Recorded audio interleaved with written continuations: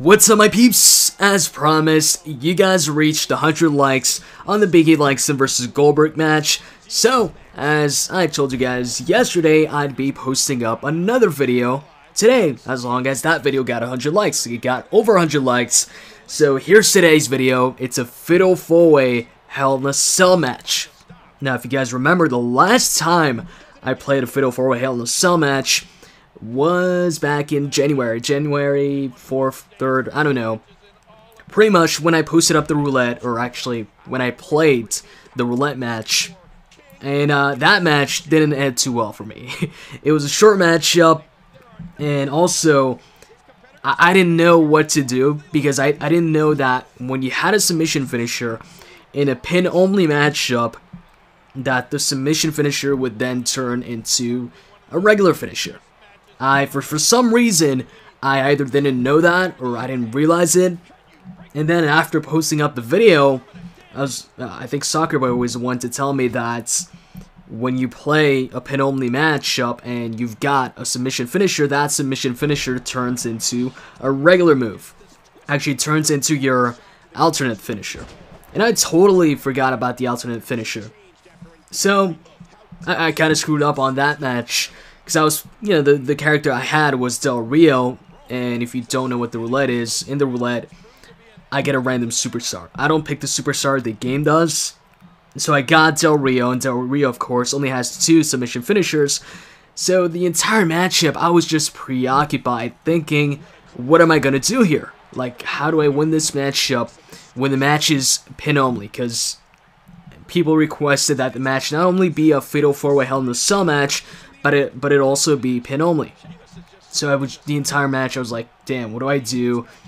And I was preoccupied with that, kind of distracted with that. And while thinking about it, in the ring, freaking one of the guys rolls up the other guy or pins him or whatever. And when I notice it, it's kind of too late. So anyways, this is, I guess, my attempt at redemption or payback. Not really payback because it's not the same people.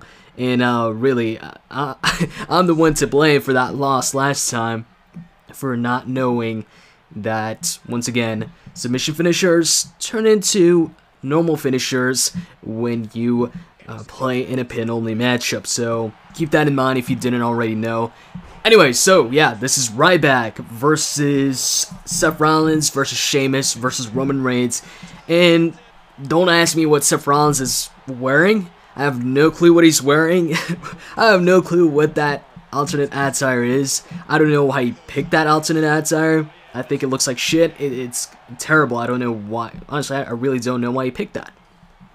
And as you can see here, me and Seth Rollins really don't fight too much. As you can see, I hit him in the back right there. By the way, I'm playing as Roman Reigns. And the reason why I wasn't fighting with him too much is I noticed this guy, when he joined the match, he picked Seth Rollins.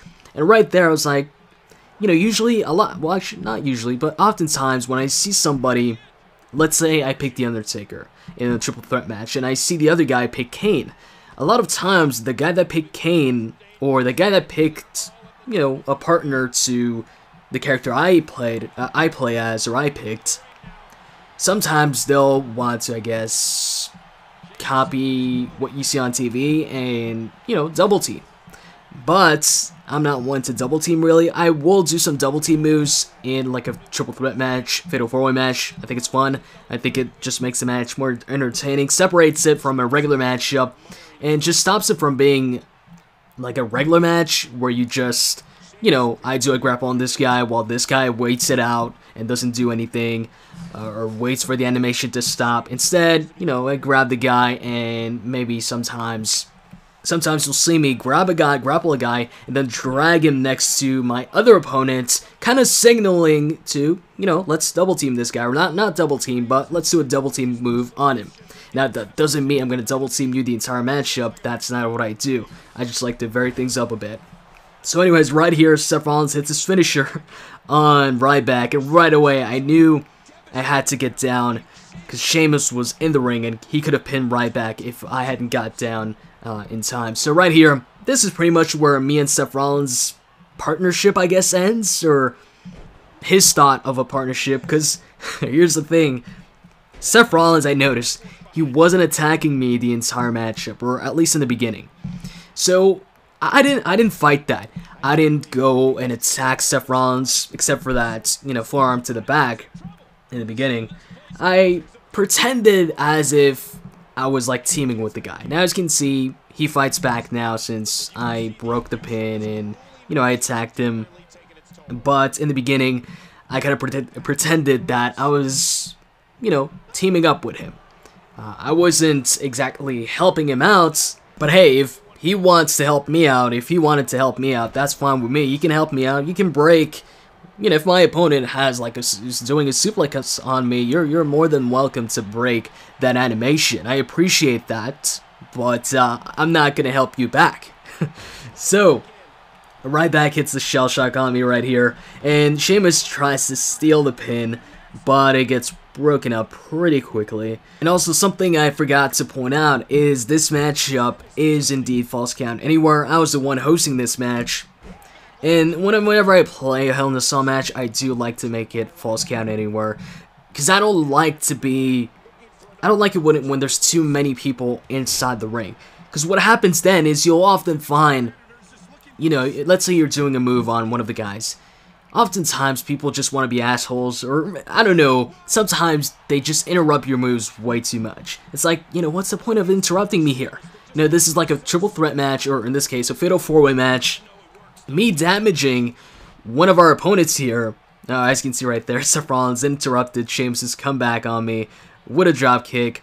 But as I was saying, interrupting moves in triple threat match, fatal four-way matches, I find is just not only one of the most annoying things, but it's also one of the dumber things to do, because it's a freaking multi-man matchup. It's every man for himself. It's not like a handicap match or a tag team match.